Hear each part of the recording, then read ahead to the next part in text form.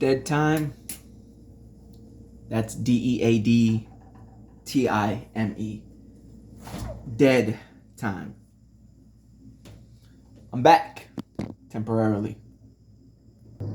I only say I'm back because I was not posting any videos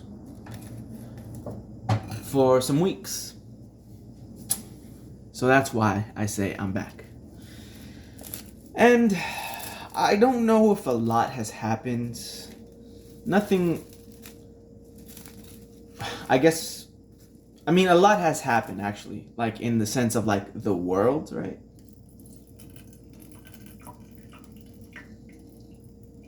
Like a lot of stuff has happened in the sense of the world. Like at this time, there's a lot of worldly events that are happening. And quite frankly, my dear, it's a lot to process in one's mind. However, I have been still alive. I have still been alive and going through ups and downs. That's life. Life is beautiful, but it's also painful. And right now, I'm preparing myself a meal. I'm trying to lose weight. I've been to the doctor. I've had a checkup. And I'm good. Like, I'm healthy.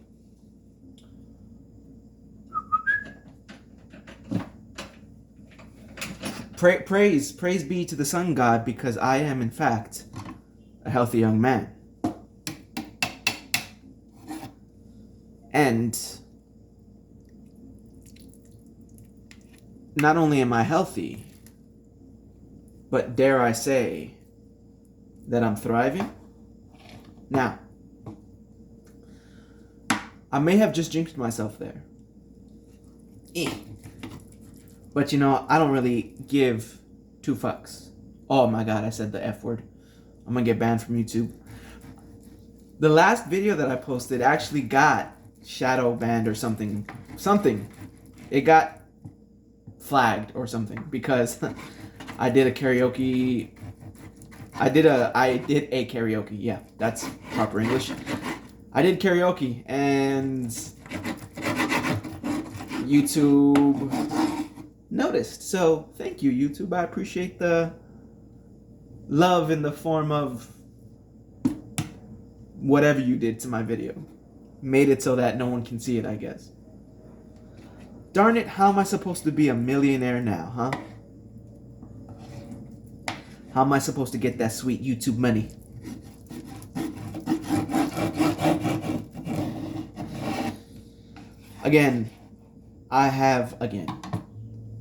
I'm just thinking about somebody watching this.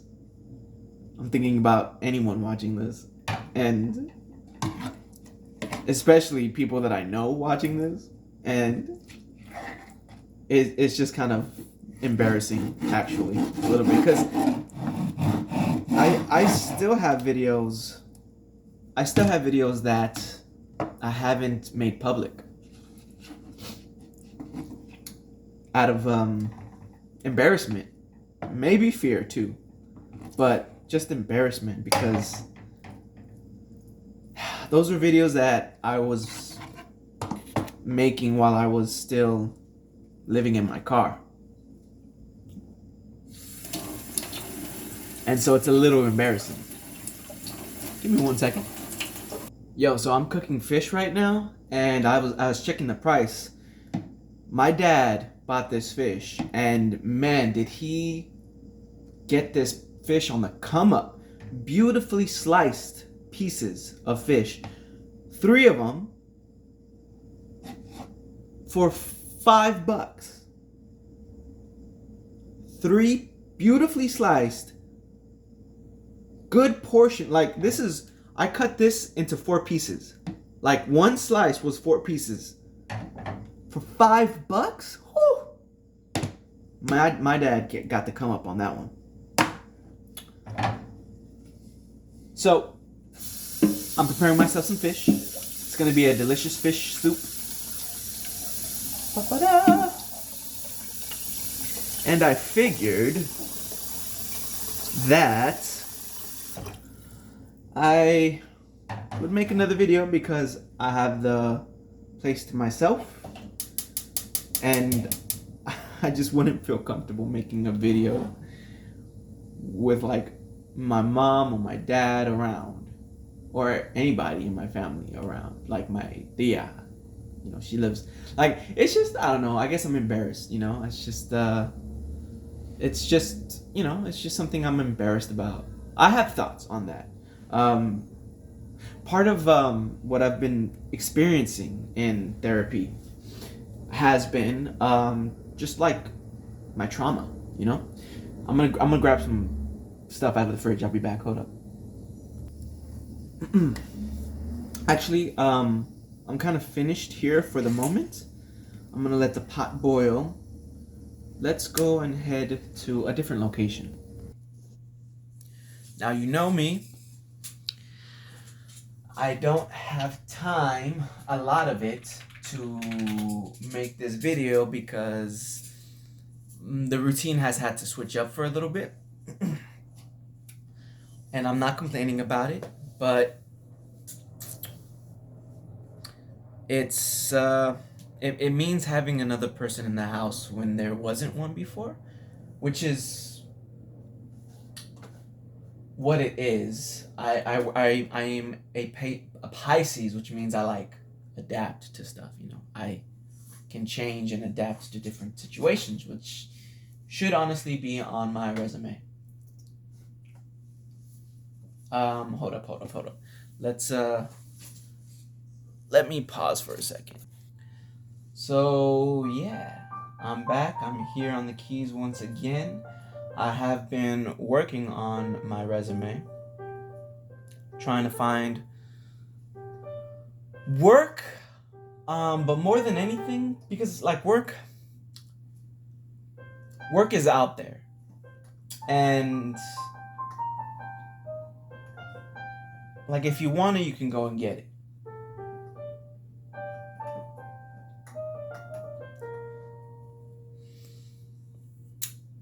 However,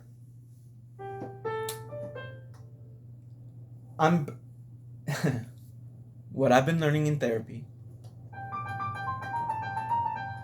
is that I am more capable than I realize. Which is like weird, right? Because for me to like acknowledge that about myself, trauma is like what I'm finding, at least for me.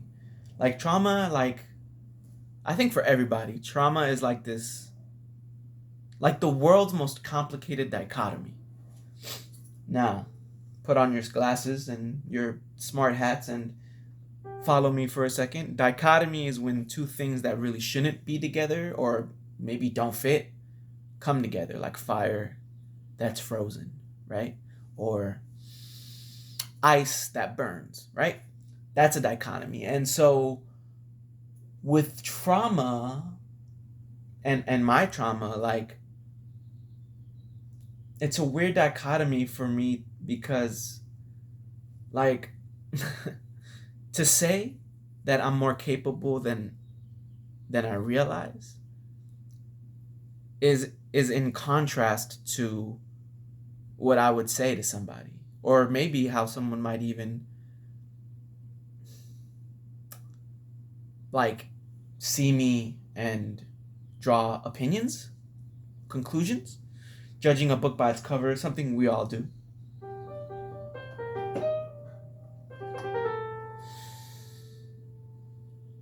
I think when you talk to me and I'm in my element, I'm very confident, but I am someone who's confident while at the same time just depressed. And And I get depressed when I am working in positions that I'm overqualified for. And so I'm not looking for work. Work I can do. I have had some very loving examples of what work is, and so I have no problem doing work. My mom works, my dad works, and they've worked their entire lives, and they've worked hard. I know what it takes. I know what it looks like.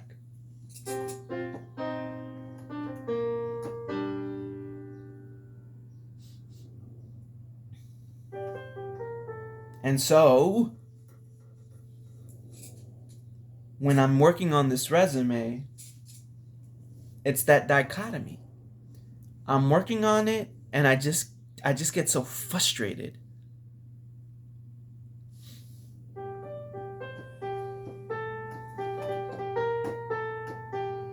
For multiple reasons, I think. Like, it's just, my brain will start to flood my soul with these negative, sludgy emotions.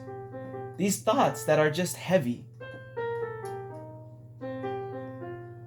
And I don't really have anybody around to verbalize it with. So I think the worst thing for someone's trauma is, or the best thing for someone's trauma that's trying to like grow and feed itself, sustain itself, is to not have anybody to talk to, is to just fester. And again, for anyone who wants a little bit of a definition of what the word fester is, think of like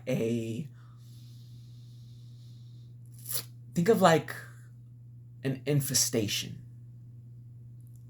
And so when you want to use the word fester is when you're trying to describe something that is like an infestation, but in a spiritual sense, something that happens in the mind or the soul. It festers. And when it festers, it tends to have this effect on the soul and the mind and the spirit. Hold on, I hear the kitchen calling me. When I was alive about a month ago, I was not being very productive with my therapy. I was closed off and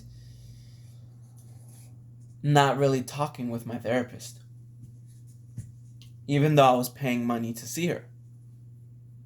I was being very self-destructive.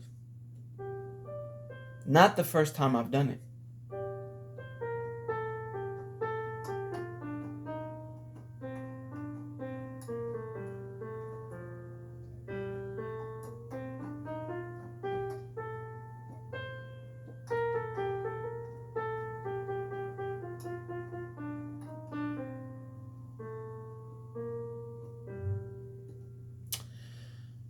And I get into those like weird states of mind where I just shut down and I feel like the world is over and everything sucks. And that's not true. I need to like realize that I'm good and that I'm capable and that I'm not a bad person. However, I think there's some truth to the idea that you cannot think your way into a different reality. You can only action will take you there. Now, when it comes to action, there's motivation behind it. And oftentimes, if you're someone like me, your emotions will motivate you. It's just unfortunate that about 4 weeks ago, my emotions, like 5 or 6 weeks ago, my emotions were motivating me to shut down. That's what depression is.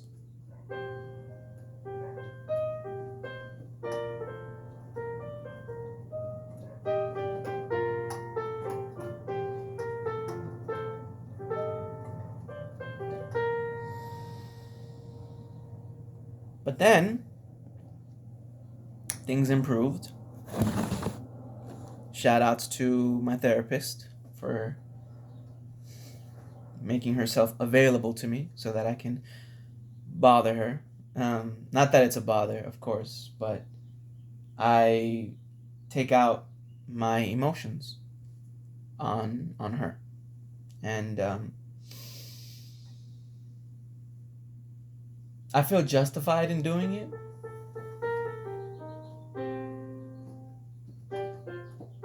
because I know she's someone who has my back.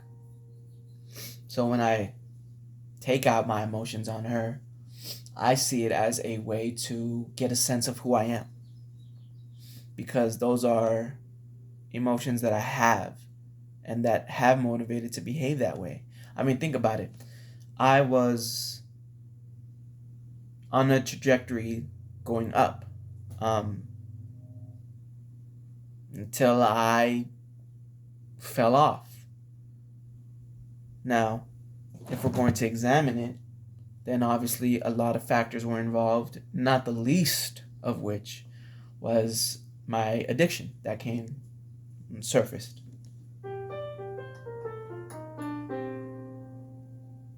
But that was just a part, it wasn't the whole reason. I also fell off because of how I cope with stress and trauma. I turtle up. I become a hermit and I go all the way in. Which, that word fester, which my trauma loves when I do that, because then my trauma is allowed and given the opportunity to fester. I guess more imagery for festering would be like a boiling pot. The trauma is the water, so to speak, and when you light the flame, or when life lights the flame, and that water starts to boil, that's kind of the imagery. When if you ever want to use the word fester to describe something, that's kind of the imagery that you're trying to evoke from somebody.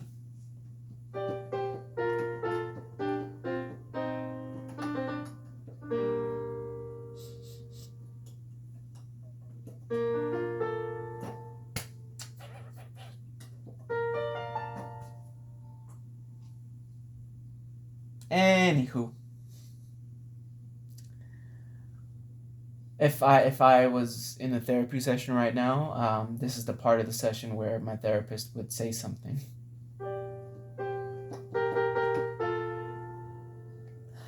I am a creative individual, and here's the thing though. I mentioned earlier about how my parents are such hard workers. Clap for them, yay. I am capable of so much more than that. I have done so much more than just being a worker. Here's the thing though. In this country, I am the son of 2 immigrants. And as much as that statement has been like said by so many different people, I don't feel unique. It does come with certain shared truths that all children of immigrants share. I'm so good with my words.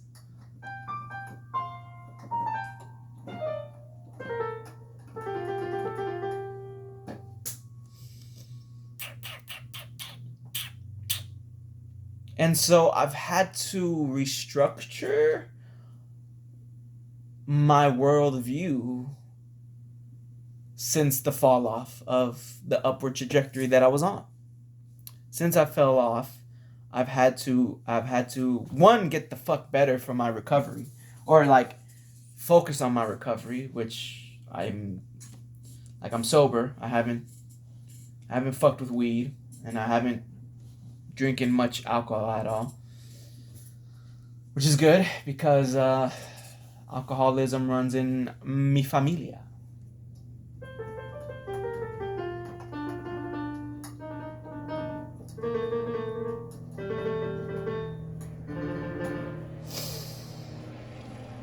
And so that's kind of like the basis of this new worldview that I've been building in my life. And I think if I can like spiderweb or sort of like build a tree, um, like tree down, like you know what I'm talking about, like when you make a graph and the top of the graph is like uh, restructuring worldview, and then you like branch down. I think some of those branches would include like how I feel about money, what I think money means, and like the value, what's its value, what's its level of importance. But I think what does it mean to have money, right?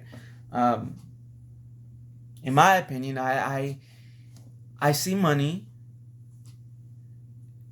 is a means to do things. Um, it's a resource. It's but more than anything, it's a symbol. I think it's it's a symbol of effort, and it's a symbol of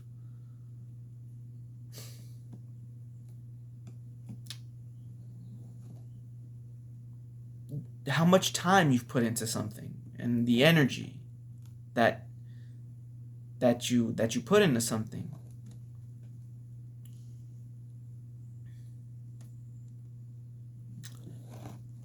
Money is also a symbol of what other people of the value of other people. So other people will give you money and they say, and that'll be like that's also a symbol of what they think of you. So obviously these are not all at play at the same time when it comes to money. Money is used for in a lot of different situations and for a lot of different reasons. Um, and when it comes to like the hermit that I've just like went inside of myself, I've learned that um, that when I think of money as a representation of someone's capability or worth, then I start to feel worthless because I don't generate a lot of cash.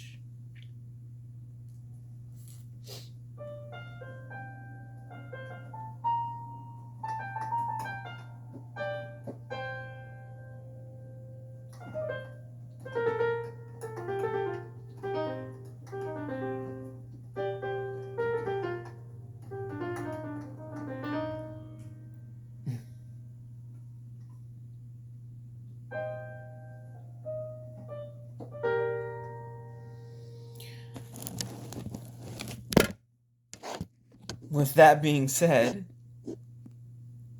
I'm not so depressed about it anymore.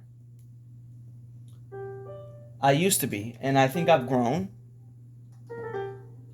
Like I think if you were to like talk to me 3 years ago, which again I do have videos posted from back then, money was a source. It was part of that festering that my trauma was doing to make me feel like a piece of shit. And when I am within myself, which I find myself being inside of me through a majority of my days, I have to check myself because I will start to get depressed, and then that's a philosophy about money. You know, money is your worth or whatever. That'll start to like resonate with me, and then I'll that's when I'll start to do action, right? Because change happens when you take action, but the motivation behind that action is I don't know. I found it to be like not sustainable. Like whatever is motivating me in that moment, because I will, or at least I have, like change that. Like I've gotten job and I've gotten job. I've gotten work, and that's changed. You know, I've been able to make money, but it's never sustained my satisfaction, my sense of accomplishment.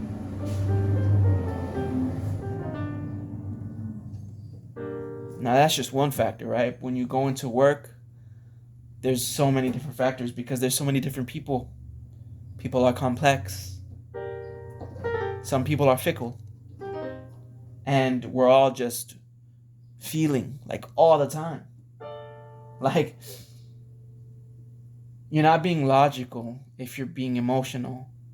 And yet somehow nature has made it so that our emotions are the are the like number one motivator when it comes to taking action.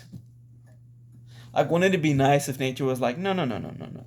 Your species is going to be one that only is motivated through thought, through logic, and through reasoning. That is the most opportunistic time to make moves and decisions.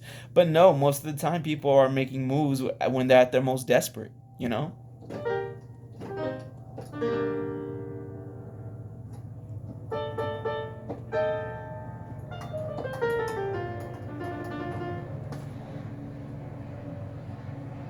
And when it comes to that word, desperate, like I have been making moves from a desperate place, and it hasn't, like I'm not one of those people that's like, oh, when you're desperate that's when you make the best moves. I'm not desperate, and yet I feel desperate. See that dichotomy there? That's not good. When you're not in a desperate situation and yet you are operating as if you are,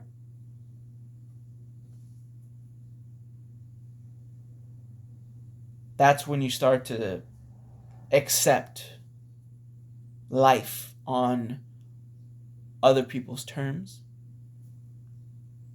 That's when you start to take jobs that you're overqualified for.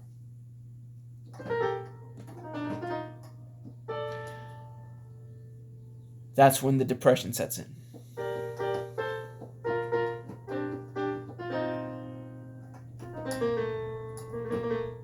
Holla if you hear me.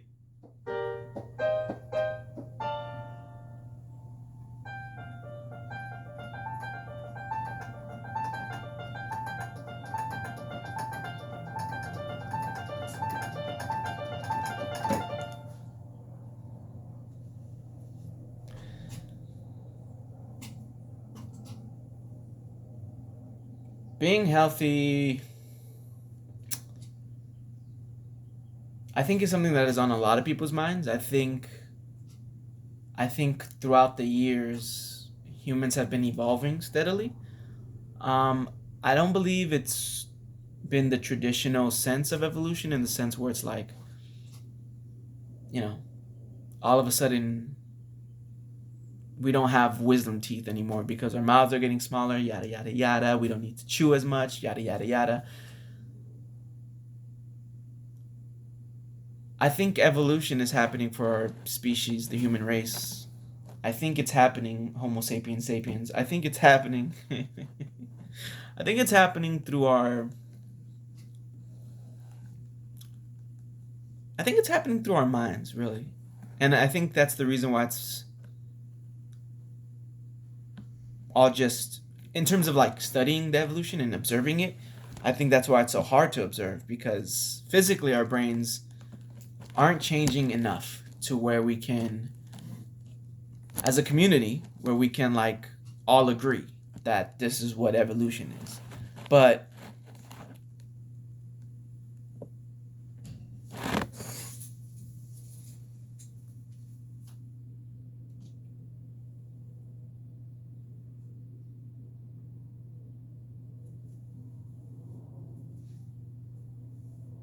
one second.